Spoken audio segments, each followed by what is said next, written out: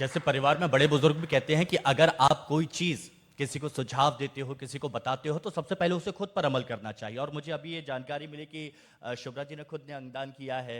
तो आपका व्यक्तिगत अनुभव क्या है इस बारे में, और आप लोगों को कैसे जागरूक करेंगी, कैसे प्रेरित करेंगी? अम, आप मुझे देख पा रहे हैं और मुझे लगता नहीं कि आप में से किसी को अंदाज़ा रहा होगा कि मैंने अंगदान किया है। तो अगर आप मुझे देखकर कोई प्रेरणा ले सकते हैं तो मेरे लिए ये बहुत ही ज़्यादा एक अच्छा विचार रहेगा।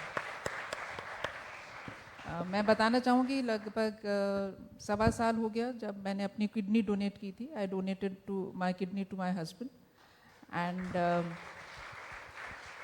With in a month I was back to office and मुझे लगता है उसके बाद से I am more disciplined because I have to take care of myself.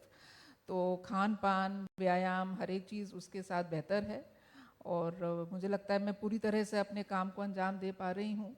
तो ये एक जैसे मैंने कहा एक अवधारणा है, सोच के कोई चीज़ बहुत डिफ़िकल्ट लगती है लेकिन जब उस पर आता है, और ये जीवन और मृत्यु का एक विषय होता है एट टाइम्स। जी।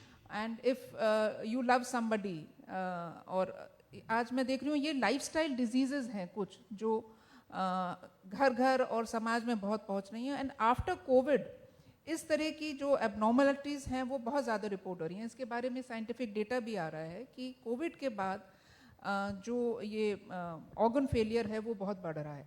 तो ऐसे में जैसे हम वेल्थ को अपना एसेट मानते हैं, हमारे पास लॉकर में एफडी होती है, आप हेल्थ को अपना एसेट मान के देखिए। If you are healthy then it is an asset for you and for your family. तो उस हिसाब से अगर आप अंगदान को देखते हैं तो वो एक सरल प्रक्रिया लगती है, फिर उसमें वो मेंटल जो आपका अवरोध है वो आपको नहीं लगता। और बहुत से लोग जो शुरुआत में ही कह देते हैं कि अरे भाई बहुत खतरा है, बहुत है, आगे पूरी जिंदगी पड़ी है, क्या करेंगे, कैसे करेंगे, तो उनके लिए क्या संदेश है? जैसा कि मैंने कहा कि मैंने जितने लोगों को देखा है जो लिविंग डोनर्स हैं, they are living a very healthy and a very happy life, touchwood. 10 साल, 20 साल, 25 साल आराम से जो डोनर है वो और जो रेसिपिएंट हैं आराम से उनकी नॉर्मल लाइफ चलती है। I would say on a lighter note कि भगवान इतने दयालु हैं और इतने काइंड हैं कि उन्होंने एक स्टेपनी हमको दे रखी है। स्टेपनी होती है ना गाड़ी में, तो आप एक किडनी से भी उतना ही अच्छा आप काम कर सकते हैं। अब आप देखिए लिवर ट्रांसप्लांट होते हैं तो आप लिवर देने के बाद आपके में कोई अक्षमता नहीं आती है, you are as healthy and nobody can tell you and you don't feel, by grace of God you don't feel. It is something like blood donation. जब तक ब्लड डोनेशन नहीं करते थे शुरू में लगता था अरे साहब ब्लड डोनेट किया है, थकान हो जाएगी, पता नहीं क्या हो जाएगा। Now you realise your body is capable of generating more. वो कहते हैं आप जितना देते हो तो बॉडी जो है हेल्दी होती है। So it is something like that. And also answering to another thing I am adding on to what Jitendra ji said here, हमारी जो स्टेट हेल्पलाइन है 181, हमने अब उस पर ये व्यवस्था कर दी है कि यदि कोई अंगदान से संबंधित कोई उनकी क्वेरी है या कोई जानकारी चाहते हैं तो वो 181 पे कॉल करेंगे तो वो ऑर्गन ट्रांसप्लांट वाली एक साइट पे वहाँ पे कॉल डाइवर्ट हो जाएगी और आपको सारी जानकारी वहाँ से मिल जाएगी। साथ ही जो हमारी राजस्थान हेल्थ की जो वेबसाइट है उसके ऊपर भी ऑर्गन ट्रांसप्लांट के ऊपर एक है जिस पे आप शपथ भी अपलोड कर सकते हैं। और आपका संकल्प, देखिए शपथ लेना एक बात है, हाँ।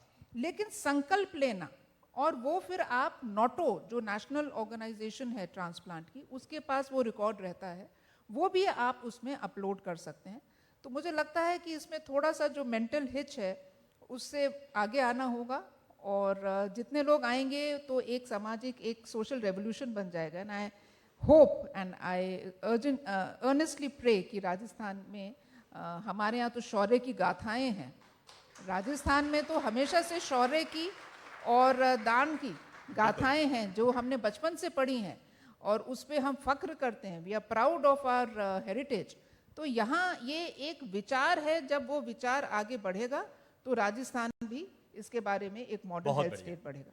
आप कुछ ऐड करना मैं चाहते ये कहना चाह रहा था कि कई बार क्या होता है कि कोई इंसान ऐसे कोई मूवमेंट चलाता है, काम करता है, अभियान चलाता है, तो उसको कुछ उदाहरण खोजने के लिए किताबों का सहारा लेना पड़ता है।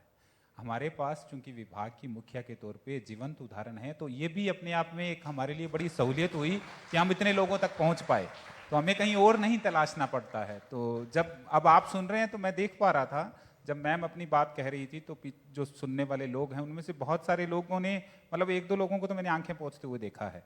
तो ये अपने आप में पता लगता है कि कोई कैसे उसको फील करता है, इसलिए 1.5 करोड़ पौने 2 करोड़ लोगों तक हम पहुंच पाए। तो all credit goes to Shubhra जी।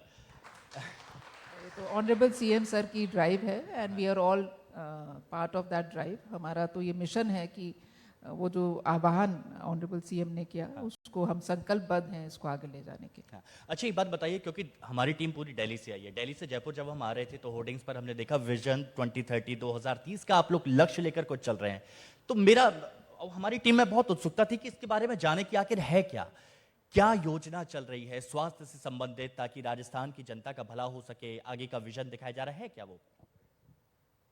देखिए विजन 2030 एक प्लानिंग का एक तरीका है। तो आप देख रहे हैं कि अब हम इलेक्शंस में जा रहे हैं, बिल्कुल, लेकिन ऑनरेबल सीएम सर का ये एक विचार है कि हमने अभी पिछले 5 साल में 7 गुना तरक्की की। अब हम आगे 2030 तक 10 गुना तरक्की करें और स्टेट को और आगे और ऊपर कहाँ ले जाना है, इसके बारे में सब लोग बैठकर और चर्चा करें। और मैं आपको बताना चाहूँगी कि लगभग 2.5 करोड़ लोगों ने इस मिशन में पार्ट लिया है।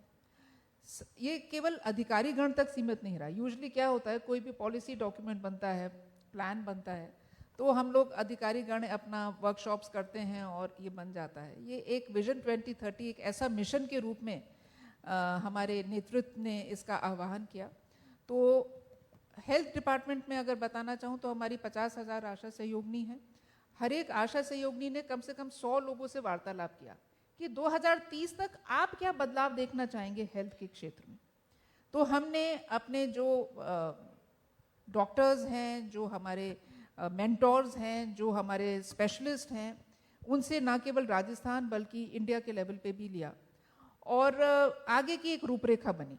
इससे अच्छा ये हुआ कि हमने सुना हमने, ये हमारे मन की बात थी और जनता के मन की बात थी जो हमने सुनी, और उन विचारों को जो हमारे पास सुझाव आए, मेरे ख्याल से 1 लाख से ज़्यादा थे, उनमें शॉर्टलिस्ट हुए।